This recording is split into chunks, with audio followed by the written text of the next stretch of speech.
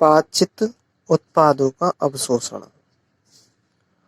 अवशोषण वह प्रक्रिया है जिसमें पाचन से प्राप्त उत्पाद आंतरिक म्यूकोसा से निकलकर रक्त या लसिका में प्रवेश करते हैं।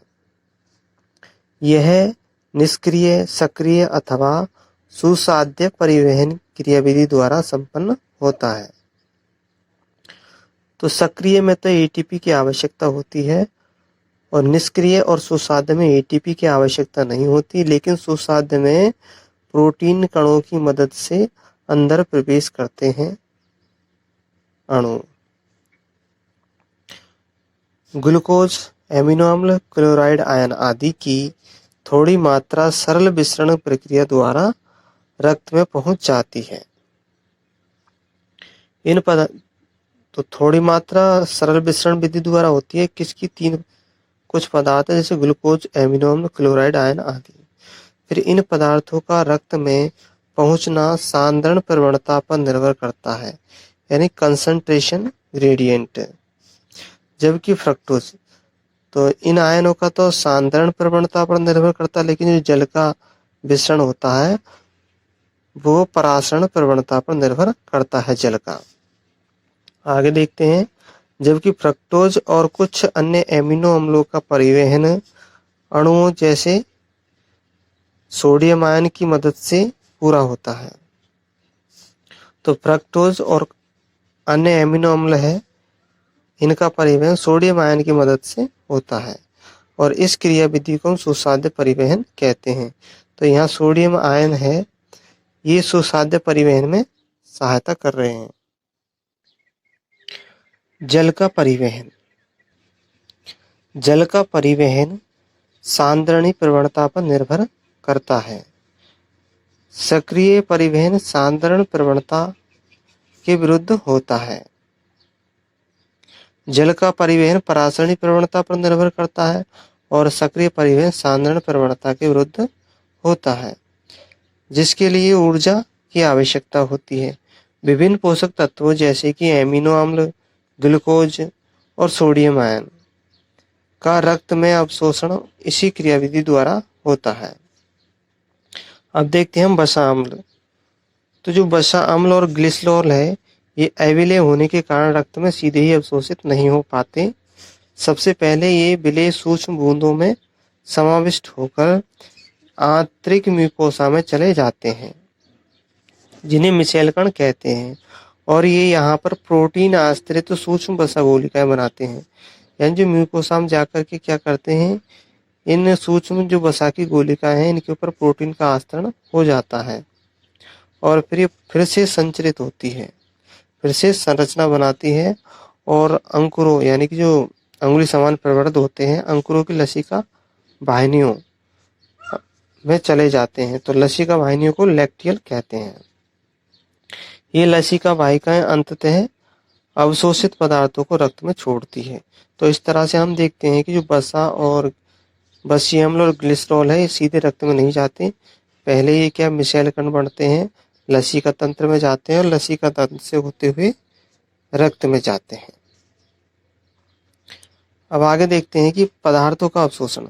पदार्थों का अवशोषण आहार नाल के विभिन्न भागों में होता है, परंतु मुख्य रूप से मुख, आमाशय, छोटी आंत और बड़ी आंत में होता है। परंतु सबसे अधिक अवशोषण छोटी आंत में ही होता है।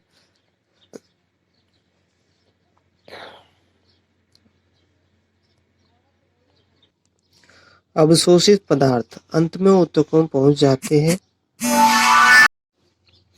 जो अवशोषित पदार्थ है वो अंत में ऊतकों में पहुंच जाता है और यहाँ पर ये विभिन्न क्रियाओं के उपयोग में लाए जाते हैं और इस प्रक्रिया को ही स्वांगीकरण कहते हैं।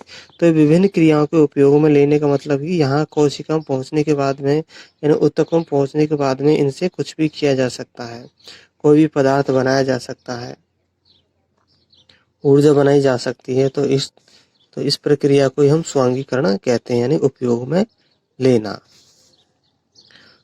फिर आगे देखते हैं कि पाचक अपशिष्ट मलाशय में कठोर होकर संबंध मल बन जाता है, यानी मलाशय में जाकर के मल बन जाता है, जो तंत्रिका प्रतिवर्ती क्रिया को शुरू करता है, यानी कि न्यूरल रिफ्लेक्स को शुरू करता है, जिससे मल त्याग की इच्छा पैदा होती है।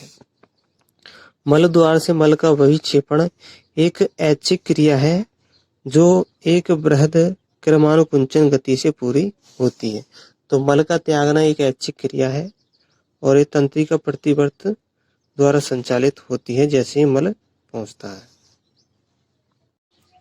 अब यहाँ देखते हैं हम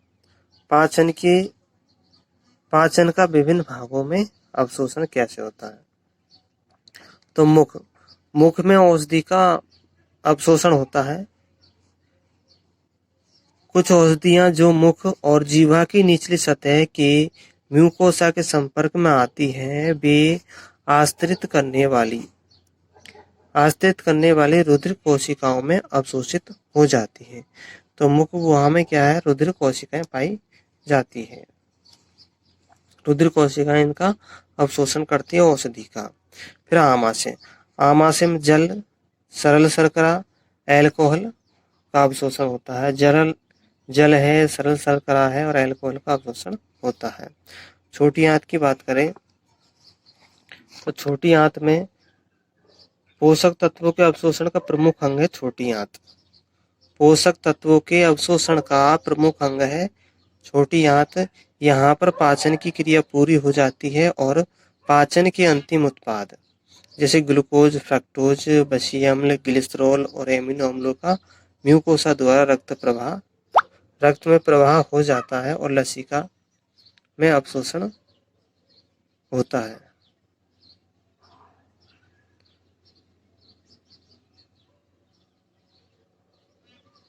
अब हम देखते हैं बड़ी आंत। तो बड़ी आंत में जल है, कुछ खनिज है और औषधि का अवशोषण होता है। तो औषधि का अवशोषण दो जगह पर होता है, मुख में और बड़ी आंत में। और जल का अवशोषण तो सभी जगहों पर होता है। आमाशय है, इसका बता रखा, आमाशय है, छोटी आंत है और बड़ी आंत है।